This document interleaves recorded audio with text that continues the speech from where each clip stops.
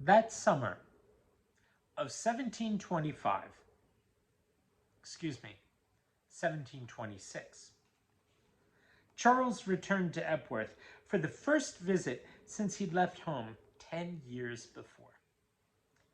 Many changes had taken place in his absence. His father had become an old man, bowed down by the weight of family cares. His mother, weakened by the birth of her 19th child, was an invalid. 6 of his sisters were still at home, too, typical examples of the old maids who were then common in 18th century English households. Charles was particularly saddened to see his mother forced to lie on the parlor sofa in idleness. He went in to her the first morning he was at home, wanting yet dreading to talk to her. She held out her hands to him, and he pressed them gently between his strong ones. "Charles, Charles," she cried, and there were tears in her eyes. "You've become a man." Charles smiled. "The years have been many, Mother," he said. Susanna's lips trembled, and the graves have multiplied in St. Andrew's churchyard. She was referring, Charles knew, to the 10 graves of his brothers and sisters, the young Wesleys who had not been strong enough to endure sickness and lack of proper nourishment. He pressed her hands more tightly, hoping to comfort her. Apparently he succeeded, because her voice had a different quality when she spoke again. "But you, Charles, you're off to Oxford. You've heard, of course, that your brother John has been elected a Fellow of Lincoln?" "No, I had not heard," cried Charles, and was ashamed of himself for the disappointment he felt at the news. Somehow he had looked forward to Oxford as a place where he would be entirely without family supervision.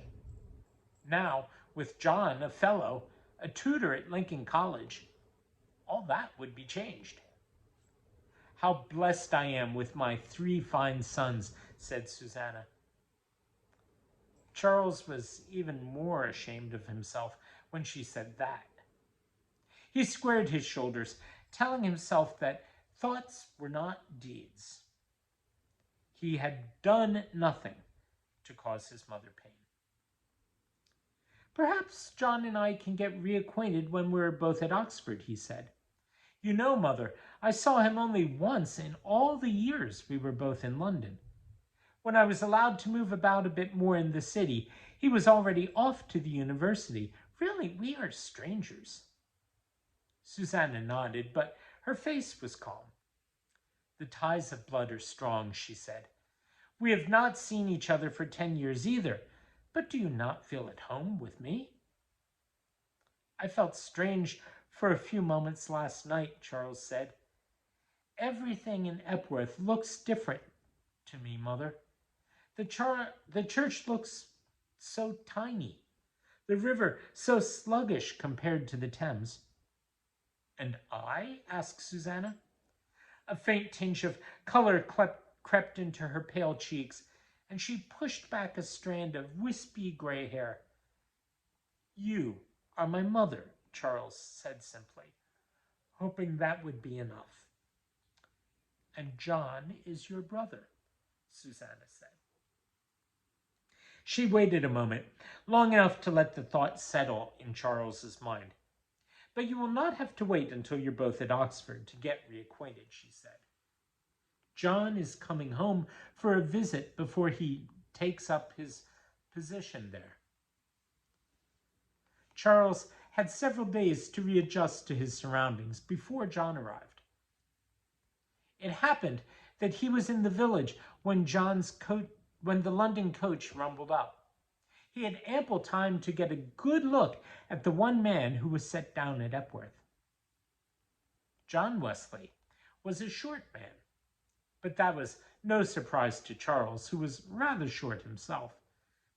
John was small, though, and pale and thin, with sharp features and straight, lusterless hair.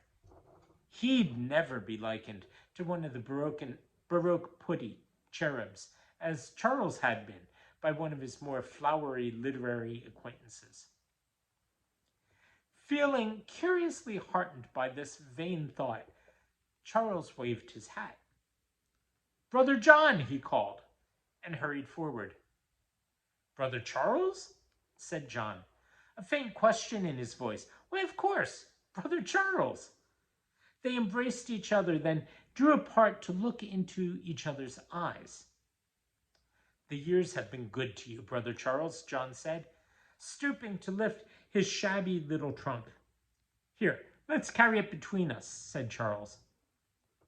"Well," he added, belatedly acknowledging John's comment, "you have done very well yourself, Brother John." John looked at him, and Charles saw an almost steely glint in his gray eyes. "I have not done nearly well enough," John said. "I have not lived up to the challenge you threw me all those long years ago, Brother Charles." Charles frowned. "Challenge I threw you? When? I've only seen you once in the past 10 years, and then we spent our time on our knees in St. Paul's Cathedral because you believed you needed to be forgiven for something or other you'd done. There wasn't time for me to challenge you." "I suppose you wouldn't remember," John said. "It was just before I left Epworth for the Charterhouse School. You teased me about the way Father called me a brand plucked from the burning." Charles's frown deepened. "But that wasn't a challenge." "What you said next was, 'You'll have to lead a saintly life, Brother John,' you said, 'to prove to the Lord you were worth saving.'" Charles felt shocked at the words, as he was reported as having spoken. That was a fine way to say goodbye. John smiled, and Charles noticed how much more attractive his face was when its expression of gloom was lifted. "It was the thoughtless expression of a little boy," John said, "but it has given a pattern to my life. It was seared into my mind as if by a real burning brand." They walked along in silence for a few moments, John's last words hanging between them almost as tangibly as the trunk. When finally they reached the flagstone path that led up to the rectory, John spoke again. "I'm not a saint, Brother Charles. I like to eat rich foods, so I punish myself by fasting. I like to joke and dance with pretty girls, so I try to avoid their company." John's words made Charles want to laugh, but he knew they were spoken in all seriousness, so he controlled himself. "That kind of conduct seems saintly to me," he said. John shook his head, but said no more, because the door to the rectory flew open and the Wesley girls came out all together. Behind them was the old rector, supporting the frail Susanna on one trembling arm. "The prodigal son returns," Charles murmured. John had either not heard him or chose to ignore the biblical implication of Charles's remarks. Twittering like a flock of birds, the sisters took the small trunk from their brothers. John hurried forward to embrace both his parents and to urge them back into the security of their parlor. Later, when they had all calmed down a little, John said suddenly, "I see the charred stick still hangs above the door." The rector nodded. "Does anyone notice it anymore?" John asked. Susanna looked shocked at his words. "Of course," she said. "It helps me through many a moment of discouragement. It reminds me that the Lord saved you, John, when we were sure no help was possible." Susanna's words made John look at Charles, and Charles seemed to hear again John's cry of dissatisfaction with himself. Neither of them said anything, though, and after a fractional pause, Susanna continued speaking. as if it were yesterday. I can see your father counting over the members of our household.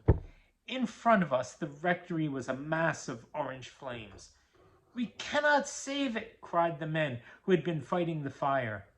Your father had finished counting then, and he answered, Let the house go, I'm rich enough, cried the old rector. His words rang out with a strength Charles had never thought to hear from him again. They sent a shiver down Charles's back. Once again, it seemed he remembered being there, though he knew he was only remembering all the times he had heard this story before. Charles looked at John, curious to see the way the reliving of that fearful time was affecting him. John was sitting with his head bowed and his hands in prayer position. Charles felt a surge of pity for this brother, from whom so much was expected. How dreadful it would be to feel impelled always to criticize and justify one's own actions. I'm glad, Charles thought. I'm so glad I'm not John.